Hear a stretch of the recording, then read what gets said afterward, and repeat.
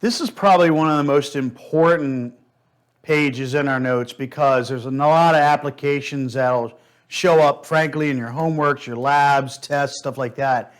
And again, it's actually going over something I've gone over before, the difference between append and con. One of the items that you're really going to find quite a bit online is about something about flattening a list. And what I mean by flattening a list is basically getting rid of or removing all of the inner set of parentheses so that, frankly, it looks like a normal list. Remember, you can have lists within lists and all that stuff, and it gets ugly fast. In the function that I'm showing you, it's called flatten. It really boils down to the difference, which is being highlighted now, between append and char. And remember what both of them do, but one of the important things that we went over, specifically with cons, is that it works with an atom.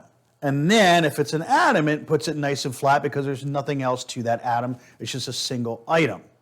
Whereas append is okay to work with a list, and it's going to go ahead and append it to our particular list that we've created so far.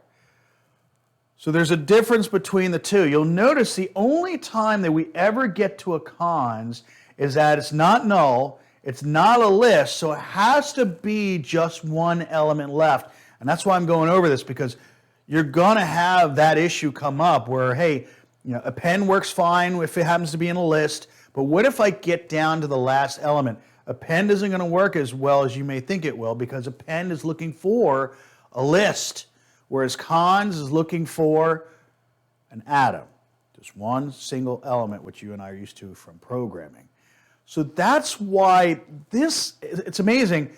In other programming languages like C++ and Java, this particular function would be massive. But in Scheme, it's actually pretty short. Yes, I know there's a lot of little things here, but that's parameters, and you're used to that.